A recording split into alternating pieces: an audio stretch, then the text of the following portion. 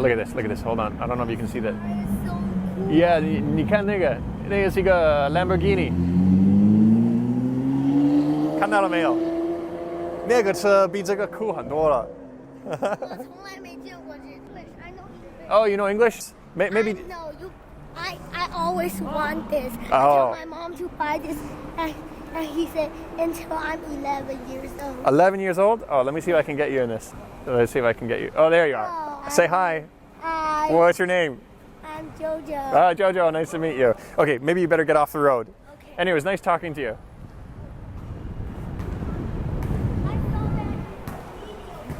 Oh, yeah, cool. Hey guys, that first video you saw was of me on my one-wheel scooter with my new 360 camera. It was actually the 360 camera I was hoping to get in time for the RV visit, the RV factory visit, but it arrived one day late. So I just fired it up today. That was pretty much one of the first videos I captured. I'm pretty happy with it. And I needed an excuse to post it. So I had to find a topic to talk about.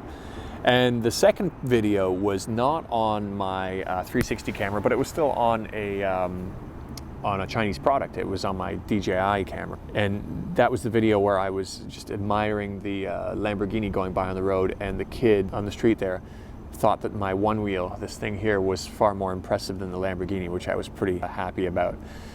And one of the things he mentioned too was the DJI camera that I was holding. He was pretty excited about that too, and he said his mom is going to buy him one when he's 11 years old. So that made me think of an idea, a topic, an excuse to make a video and fit that 360 video in that I shot. And that is of Chinese products.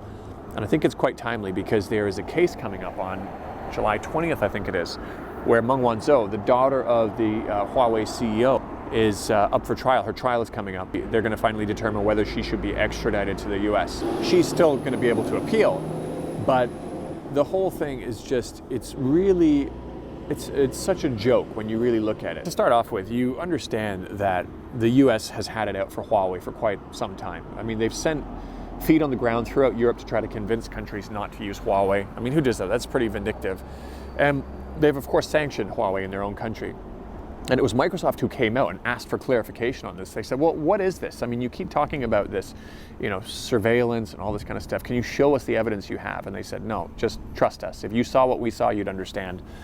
And I believe it was something along the lines of Microsoft just saying that that's not how we do things here. That's not constitutional. And what was pretty funny too was, you know, so America's always accusing China of stealing technology. And when, after the sanctions happened, Verizon was still using some of Huawei's technology without needing to compensate them anymore. And Huawei wanted to take them to court over that.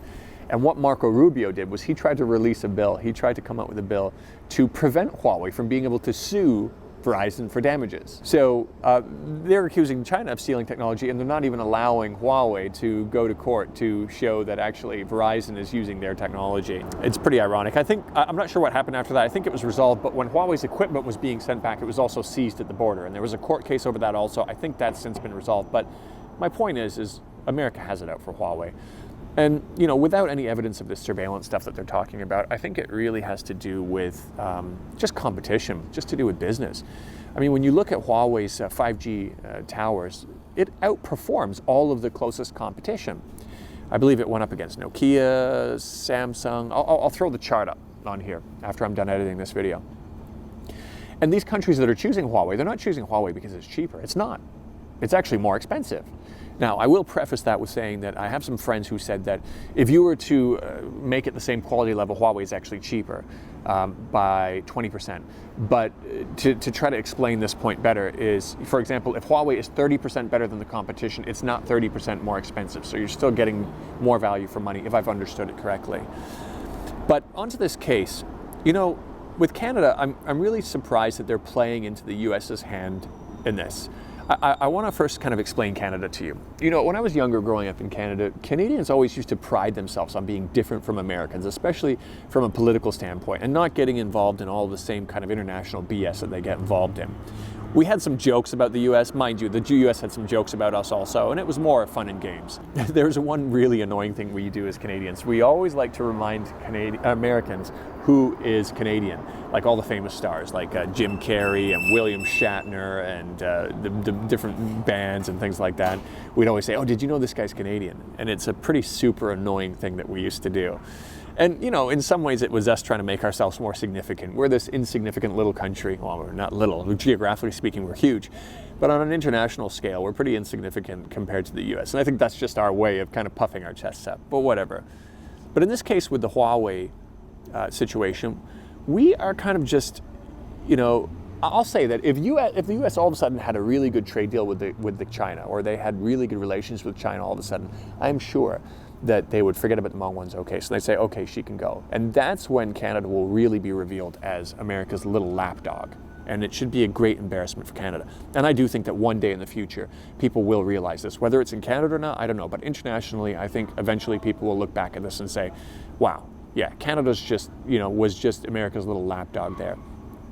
And when you really look at the substance of what they're working with, when you look at the fact that one of these charges was the fact that Meng Wanzhou did business with Iran, and you look at the company that's accused of doing it, it was a company in Hong Kong, it had nothing to do with the US, and Meng Wanzhou was a non-shareholding director of that company. And furthermore, that premise doesn't even meet the basic double criminality requirements to extradite someone from Canada to the US. It needs to be a crime in both regions. And Canada has trade relations with Iran. So it's just an absolute joke. And I'm not sure if anybody will really care about this right now. I mean, people are looking at what America's doing, going around and acting as, you know, judge, jury, and executioner to kill foreign generals in foreign countries. And, you know, in a country like Iraq, where they said they were fighting for their freedom and democracy, and their parliament in Iraq voted to send the American troops home. They said, we don't want you here anymore. And even though America said that they valued bringing democracy to these people, and this was a decision made by their parliament, they said, no, I don't think so. It's just absolutely a joke. They're just going around the world like this giant mobster. And Canada is just like one of their kind of street soldiers, one of their little foot soldiers, or whatever you want to call it. And it's just a really big shame on Canada. And, you know, we'll see what happens on the 20th. I guess that she's probably going to have to appeal the case, and I think her only hope is if, you know, China offers America some sort of concessions in some sort of a way, or if relations improve, then all of a sudden she's going to be okay. And as I said, then they'll forget about that case, and Canada will just be embarrassed by acting as their little, you know, foot soldier. We'll see what happens. Anyways, I gotta head home. It's getting pretty late here, and hopefully that was enough of an excuse to make a little bit of a video. It's a bit random, probably a little bit more messy than some of my other videos, but I'm interested in following this, and let me know in the comments if you'd like me to follow up on this a bit more and let you guys know what I'm seeing happening as it goes along. So until next time, guys. Now I've got a 360 camera too, so I'll get some really cool shots going forward, and I'll catch you guys next time.